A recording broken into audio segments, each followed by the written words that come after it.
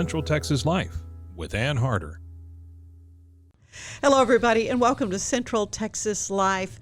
It is a joy for me to have Brett and Emily Mills here with us today because they are the poster couple for what this podcast is all about. And that's talking to folks who've seen a need and said, yes, I'll do something.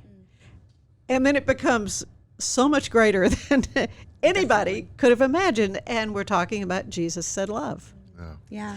So thank you for having us. Oh, well, it's really, I just, when I think about how that all happened, and I know the story, but you may not know the story. So, Brett, if you would, tell us how the whole thing came about, that you started a ministry of reaching out to women and men in the sex trade. So it started with me marrying a woman who has a crazy capacity to love people. We are musicians by trade, and we were at an event in Austin, Texas, leading worship for a conference, and women began to get up and tell their stories of how they were coming out of the sex industry by a group of church ladies who brought Easter to them. Just a real simple concept. And we were so moved by that. On the way home, Emily said, "Let's go to the strip club." And I said, "What?" That was not what you were expecting to ever hear. Wasn't expecting that. 2004, our oldest daughter was 1, and it was right around Good Friday. And so I said, okay, let's see what happens. Yeah. And so we went to our church and collected some gifts, some Easter bags, and Emily and her best friend, Dawn, went to the strip clubs. We had 3 at the time in Waco. And they said, y'all come on. And so Good Friday, 2004, began a journey that we had no idea we would be here today. I can tell you that much. Yeah, and we've just kind of ended the Easter season. Mm-hmm. And so this is moving into a season of time where you're raising some money. So let's talk about Wild Torch before we go any further, because it's been on hiatus now for a couple of years. Yeah, we've had a 2-year break because of COVID. And so in many ways, we feel like we're kind of rebuilding people's awareness of what Wild Torch is, because unfortunately it's like out of sight, out of mind. When you're not doing these events, people forget about you. Mm-hmm. And so the cool thing about Wild Torch is it really is an experience. We use the visual and performing arts to tell the story of women whose lives have been impacted by commercial sex exploitation. And we do it through the arts because music is universal. The arts are universal, and it has a way of hitting people and hitting the message home more than a sermon or a good speech could ever do. So it's really a beautiful event. This year's event is going to be really exciting because I found out probably about 7 years ago that Waco had a legal red light district at the turn of the century called the Reservation. And the interesting about this time period in Waco's history is that we were kind of becoming the epicenter of Texas. We were where the wild, wild west met economic, religious, and educational boom and growth. Right. So you had, we were also called Geyser City at the time. You had these mineral springs underneath major hotels in the downtown square. Baseball teams were here. They would come to the healing waters of these hotels, and yet you had shootouts. I mean, Six-Shooter Junction. Yeah, you had cattle crossing, you had Chisholm Trail, but you had Baylor University, you had First Baptist Waco, and prostitution legally happening in the midst of all of it. So it's just a really fascinating time period for us to look back on.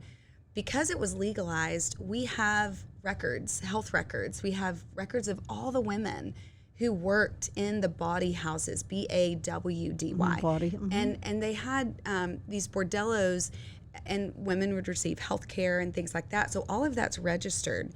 What we know about them is that most of the women died of suicide, drug overdose, or violence. And which is not too different 105 from years today, later, yeah. We just say, what's changed? So many things have, but what hasn't changed is the fact that poverty is still the #1 factor of women who are targeted for exploitation and trafficking.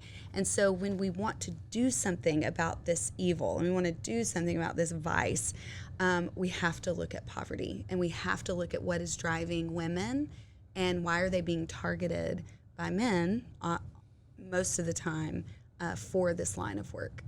Yeah, your event is set for May 6th, Correct. Friday evening. It's going to be at the convention center. That's a different location. It is. seemed like the last one I was Yeah. able to go to was at the Hippodrome. Yes. Yeah. And it was wonderful. Yes. Just so much fun. Yeah.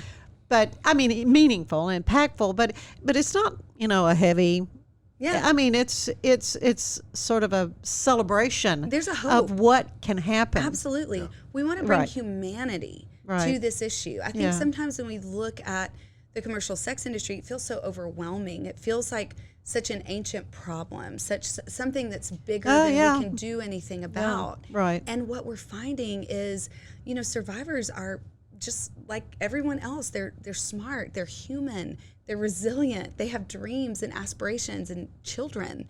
And so they're wanting just as much from their lives as you want from your life. And we want to put that on display that night and what we're doing to watch that happen. Yeah, you told a story. Your Facebook page, by the way, and it's Jesus Said Love. You can Yeah. go on.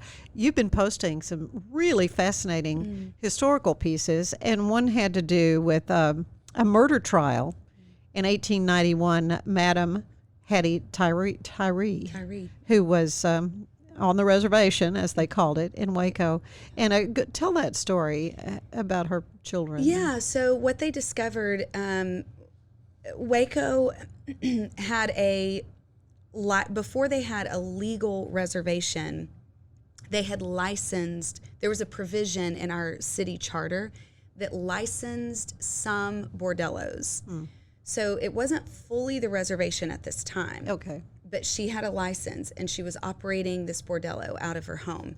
What they discovered, there was rumor that there was a murder trial that happened there. There was someone got killed. She got really upset, and the story is pretty interesting. And we'll have some of these documents on display that evening. But when the murder trial came about, they discovered over a dozen children under the age of 10 who were living in this bordello. And what was unfortunate about it is that no one in Waco would adopt these children. And they were denied public school education. So child welfare services at the time, which was called something different than it is now, but they removed the children. They would not let the moms raise the children. And they sent them to what was called the Waco Poor Farm. Yeah. And it was a place where lower level criminals could work off their debts. Oh, my goodness. So these children who are only marginalized because of what their mothers have had to do to survive are now being raised at a farm for indentured servitude to work off debts. So really unfortunate and just really crazy to see the generational impact that this industry and also cities can have on children and policies that really could protect children.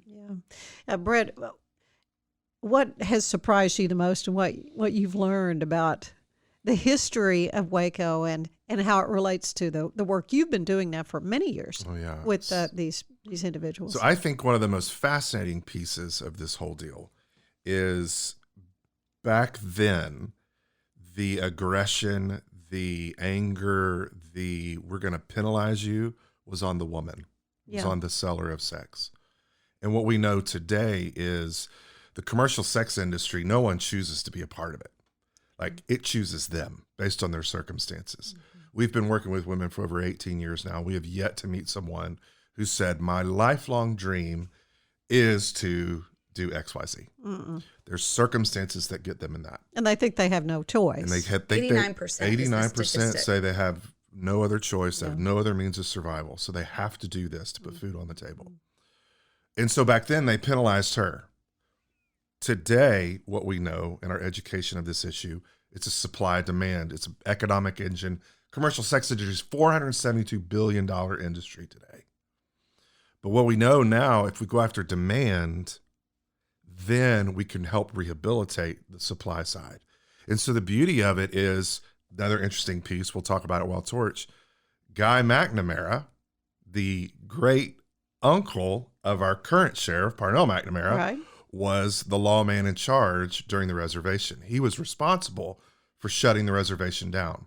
In 1917, President Wilson issued a decree: if you're going to have a military base, you have to shut your red light district down. Right. So Guy McNamara was responsible for doing that. His approach was get the women out of town. They had until Saturday midnight to leave Waco, or they would be prosecuted on the spot. Their pictures were plastered over every police department and around town and surrounding areas. The women's pictures. Yeah, this kind of hurts my heart to hear this, But what is so cool is today, Sheriff Parnell McNamara Oh, yeah. now understands these issues. And so for him, it's we go after the bad guys and we help the women. Get them rehabilitated, get the help they need. Absolutely. He sat right here on this sofa with Susan Peters. Yeah. And they've done so much with the sex slaves and those victims. I would suspicion, though, a lot of the women that y'all deal with, it has been a little more of a voluntary entering into it than being kidnapped or whatever, you know, the horrors so you hear about sex. When we think about the commercial sex industry, think of it like a wheel with spokes. So it's made up of prostitution, the porn world, stripping, novelty stores, and human trafficking. Okay? So when we think of it as a whole, yes, there are areas. For instance, someone who works at a novelty store went and applied for that job. Is that a dangerous job? Probably not. Are they contributing to the industry as a whole? Absolutely. Mm-hmm. When we look at human trafficking, do they choose to go into that? In most instances, no. Or knowingly, I should say, because what we know about human trafficking is it's about force, fraud, or coercion. Mm-hmm. Yeah, they get duped into it. Now, do people in porn choose to go do that? Maybe on the front end, but once they get into the industry, they're dealing with the same issues. 69% suffer from PTSD. 89% say they have no way out, but with no other means of survival. Right. So we're looking at the same issue. 70% of human trafficking victims come through the strip club, the porn set, and the streets of prostitution. So I think that a new study that we've really looked at is understanding prostitution, because you're right. The concept is women in prostitution or women in strip clubs have some degree of agency to have chosen to be there, right? Mm-hmm. So what we've learned from this study is that 50% of women in prostitution have a third-party controller of their money. So that would mean that half of them aren't even in control of their own funds. The other statistic that we look at is of the human trafficking victims recovered in the U.S. borders are not foreign immigrants. They're United States citizens. The majority of kids recovered in human trafficking are United States citizens. So this is our problem. Yeah. And I really, really think that in terms of how we look, and that's what's been in my own life, I had bias. I didn't know I had bias against women in the sex industry, but I really did think there's some desire in her that is unlocked when she gets to dance on that stage, or she wants this. An exhibitionist gene in there. She craves this attention and things like that. And what I'm recognizing is that most of the women have been groomed, and what's been so convicting, by childhood sexual abuse. That at some point in their story, their bodies were exploited, they were harmed, they were marred, and that leaves you being very vulnerable to re-traumatizing yourself, or being re-traumatized, I should say. And so really it's, what's the context of her choice? What did she choose it? Did she want to be in the strip club? Was it just a fun, wild hair? But what led her there? What's the context of that choice? Yeah. What's exciting is that through Jesus Said Love, you are offering hope and you're offering answers. And we're going to talk more about that when we come back. Stay with us.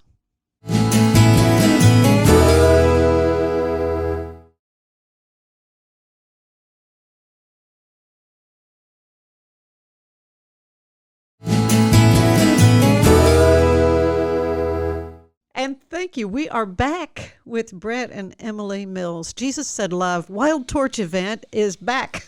Yay. It's May 6th. Yes. And how can folks get tickets to this? A Friday evening event at the Waco Convention Center. It is. It's a fundraiser. We are invite anyone and everyone to come out. Tickets are at wildtorch.com. We would invite anyone. We've still got sponsorship levels available, so businesses who want to jump on board and do something about this can absolutely join in. Yeah. How many are you expecting? Our goal would be what, 350? Oh, good. This Yeah. year. Yeah. Well, we're not there yet. Yeah.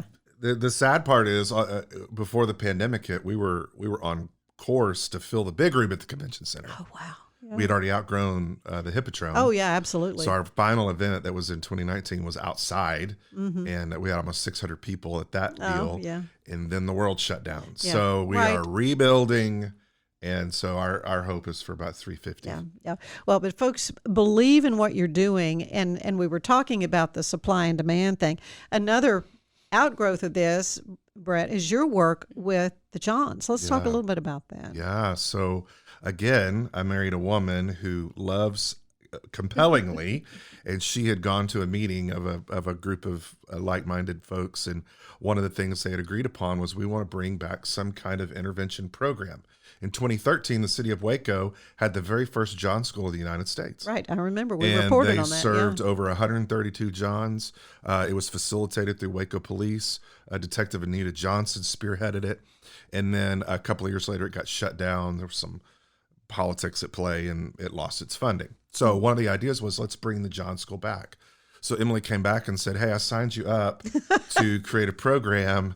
And my first thought was, I don't even know what Tell to do. it right. I I don't even know. didn't sign you up. I signed JSL That's up. correct. Okay. That's correct. But what happened? But what happened was, as we got into it, it got me. The bug got me, and I was fascinated to learn of the issues of. I've never bought sex before, so to learn of these issues, and so I worked with Anita Johnson, looking at her content, and we realized very quickly we needed to create new content that was current, that was Texas based, and so we wrote a whole new program using experts in their fields. We talk about human trafficking, sexually transmitted diseases, the addiction cycle. We talk about your story, the fact that I can't move into healing unless I'm willing to own what I've been sick from. And so we pitched for about 2 years to the DA's office, to judges, to attorneys, help us get this program in the hands of people who need it. And so at the time, Abel Reyna, who was the DA, took a risk on us and said, okay, let's do it. And so to date, we've seen over 200 men go through our program. We've only seen one return Really? in the whole spectrum. Now, that doesn't mean that someone hasn't bought again, but Right. the cool thing is when they come into the class, most have their motivation of, I'm not hurting anyone, purely transact. She's chose to, I'm just helping her out. By the they can end, rationalize anything. by the end, I've seen grown men in tears. Yeah. Had not When they even- realize when what they've right. done. I had a detective from Bell County Sheriff's Department come and audit the class. In the morning, we're looking around the room, and she had arrested over half the room. Oh, really? Tensions were high. I was going to say they could. I know you. I was Yeah. really intrigued about how this was going to go down. She came at the end of the class. She had tears in her face. She said, Brett, I've never experienced anything like this. I just met 5 of the guys that I arrested. They hugged me and thanked me for arresting them, that they had to come to this class. And she said, this is better than jail. Yeah. Let's keep this thing going. And so now we're serving men around the state. And last week, we just won a grant for $80,000 to do a complete refresh of this program, to take it to the national level and put it in the Spanish language. Yeah, that's why I wanted to ask you, because I'd seen that you'd won a major grant. And again, this is another example of somebody seeing a problem and saying, yes, I'll do something. But I may not know, Yeah. but you figure it out. And then it becomes so much bigger Yeah. than anything you can. Is there like a typical profile of a guy who The statistic is white, college educated male. really? That's the statistic, the official. I will tell you, amongst the 200 that I've worked with, I have seen anywhere from 18 to 85. no specific ethno background, no specific economic background. So we've had folks that are plumbers all the way to triple board certified pulmonologists. Oh my gosh. And the common missionaries, pastors, athletes, professional athletes. The common denominator that I see in the probably 99% of the cases is some form of an addiction to porn. Right. That is kind of, if there's a gateway drug. It is the marijuana of the sex industry. So what can be done about that? Yeah. I mean, I think knowledge is power. Yeah. And that's part of our goal is Stop Demand School started as a sex buyers intervention course, but we can take this course. We actually just got off the phone with University of Central Florida to talk about educating the hospitality industry there. They have a 4,000 person hospitality. They're the biggest hub for hospitality workers. And it really is about using this curriculum in churches, in corporate America, and as a sex buyers intervention tool. So it can be used and modified in multiple ways. You can teach different modules to really educate about what this issue, how it's driven by pornography. I think, too, it is important that we do talk about it. You know, particularly in the church, we tiptoe around it. We keep it very antiseptic. At the education, I teach a lot of this material at Baylor, particularly in the human sexuality department. When we put real life words on these subjects, that's when the light bulb goes on. For instance, the average age of viewing porn today is 8 years old. Oh gosh. Yeah. 8 years old. And it's because of the phones because and of the the phones. accessibility is there. Right. And so an 8-year-old Oh, doesn't my know word. to look for that. It finds them through whatever, Oh. but then it ignites biological things within them to be curious, and then you go down a rabbit trail. And now what we see is from age 8 to age 20 something, if you've been watching porn regularly, you've rewired your brain. And so now we're seeing erectile dysfunction drugs being prescribed for 20 somethings more than 60 plus diabetics, which is what it was intended for. That's what we're dealing with today. I'm speechless. I mean, I really. Yeah. And we've really, so some of this for us, because the reality is if you have a child, I mean, we've got 3 kids and we, They're growing up. I saw They're your growing up. Our Easter oldest- picture, and they're Yes. just beautiful. Our oldest Beautiful is at family, college, yeah. and But they're. I remember when they're yeah, and so they're growing up in a different world than we grew up I know. in. Their exposure rate is so much higher. All of our kids have been exposed already. No matter how good of parents we were, Yeah. they're exposed, right? And so the grace to us that has been Jesus Said Love is that we can work to remove that shame barrier, and we can bless the curiosity and say, and the fear of, hey, so who showed you that at school? What did it make you feel like? Did you want to look longer? Well, that's natural. But let's talk about some ways that it can actually be harmful if you keep doing it. And instead of it coming, but that's bad, don't talk about it, you're grounded, I'm throwing the phone away. Wash your mouth out with soap. It's let's make sure we're we're being proactive as parents. We work a lot with Talk More, Tech Less, which is a tech prevention they teach in the schools, China Spring, Midway, Waco ISD, to talk about all the filters you can put on your phone, all the ways that you can have digital wellness in your life instead of digital addiction, because that does play into the sex industry. And now it's all moving online. Even clubs are shutting down. And they're not, I mean, we had 3, we have 1 now, but most of it's moving online. Women are And it's just been an economic OnlyFans, thing. Instagram, paid ads, all of that is happening Really? online. Yes. So that's just the trend. And so it's so important for us to talk about these issues and really ask better questions about what is it that continues to drive up the appetite and the demand, and what is it that's driving the supply? Is it we don't have, as women, good enough pay, good enough job opportunities, the ability to work from home with your children? Daycare is crazy expensive. What are the options there for women? But Jesus Says Love has been a very, or said love, I Yeah, get it it's right. hard. He says it too. Yeah, he does. But to provide Yes. training, to provide work opportunities. Let's talk a little bit about that. That's the most exciting thing. I Yeah. think that, I mean, watching the transformation of not only our organization, but of survivors has been Oh, the yeah. highlight. It has to be. It has to be so rewarding for you. Yeah. To know these And humbling. individuals It's whose just- lives have been changed. Yeah, so entrepreneurs, Luna Juice Bar is a business Yeah, I we know. invested in. I know. Waffle Chick Waco. Randa Hart does eyebrows, and she's looking at another venture. We just got a call from a survivor in Florida who's looking to open an Airbnb and wants our help with the business plan on that. So it's just incredible to watch women thrive. But probably, I think one of the coolest things since the pandemic has been that we've increased survivor leadership on our board and on our staff. Good. So our case manager is a survivor herself.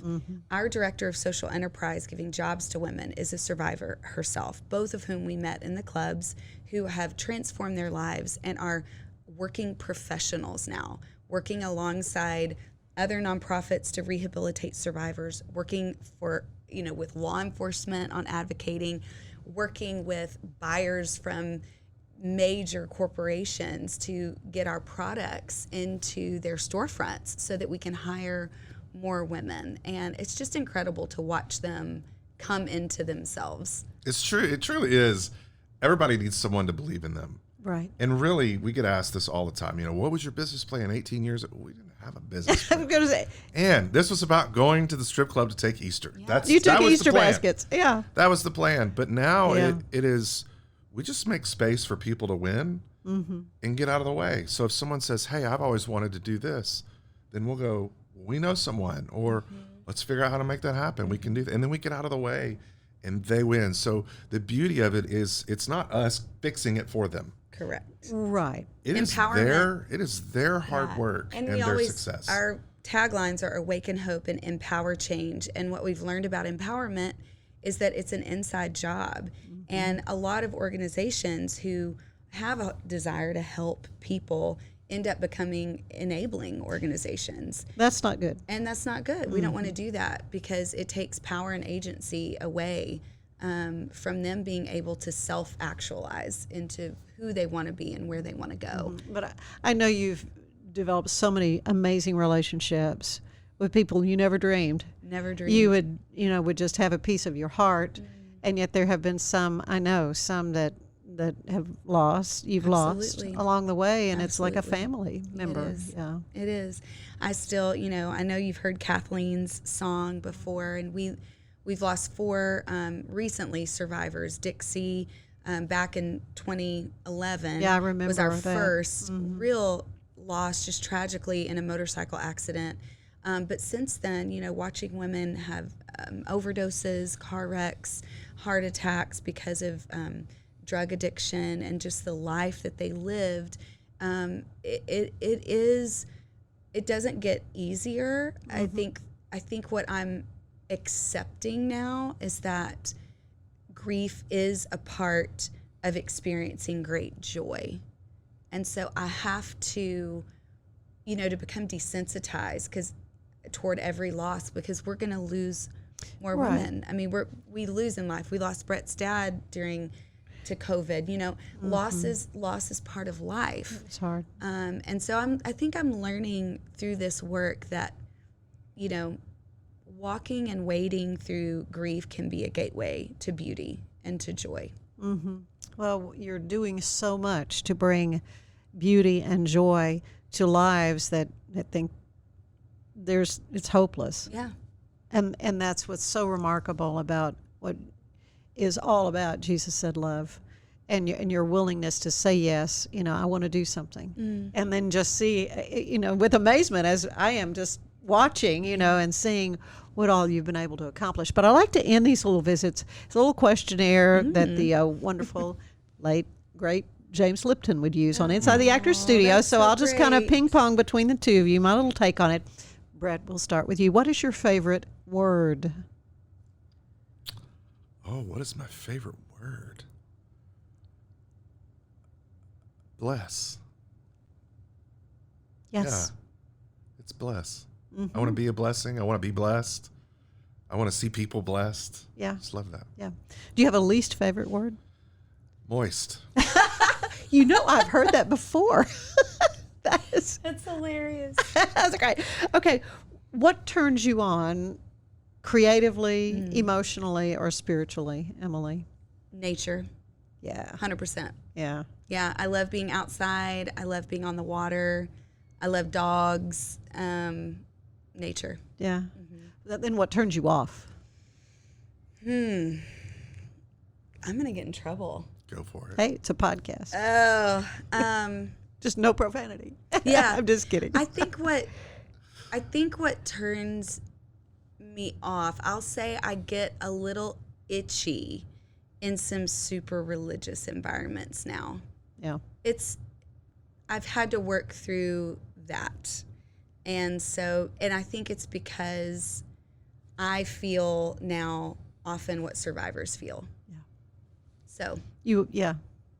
So Yeah, I get have that. them always before me. Right. And I You feel kinda like many filter. ways I am just like she is. Yeah. We just ended up in two different places. But for the grace of God. Yeah, and so Yeah. so sometimes those really, like, I'm such a spiritual religious person, but sometimes a real pat answer or boxy environment that doesn't allow space for difference Pharisaical. is a maybe? turn off. Yeah, it's maybe turn a off. little bit. I Yeah. might flip a table. Okay. What sound do you love the most, Brett? Next to Emily singing. And it's amazing. And you'll be performing at Wild Yes. Torch again. Absolutely. We've got new music coming too. I so can't you'll have wait. to come. Yeah. The ocean. Oh yeah. The ocean is my happy place. Okay. What is your least favorite sound? Vomit. Okay.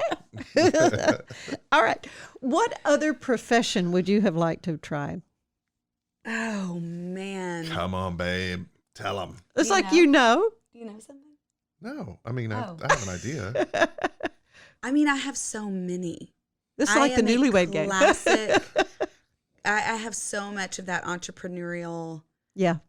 drive. I mean, a writer, a background singer for Sting. Oh yeah. I would have loved to do that. I would have You loved to could go have. on a tour Oh with yeah. like a major artist. I would have loved that. Yeah. What are you thinking? I was going to say sing. Yeah. For sure. Yeah. Yeah, you've got the Yeah. vocal chops for it, for Aw. sure, for sure. Well, what do you know you would not want to do professionally? I would not want to be a dental hygienist. Oh, Zero wow. parts would I ever want to do that. Aren't we grateful for them, though? I'm so grateful. Yeah, I have an appointment like in a couple of weeks, I and I know. always feel better. Yeah. But I just wouldn't want to do that all day. It's so technical, and it's involving so much. Mhm. All the It's intimate. it's It is is. extremely so, yeah. Yeah. So- All right. And finally, for the both of you, what do you want to hear God say when you arrive at the pearly gates?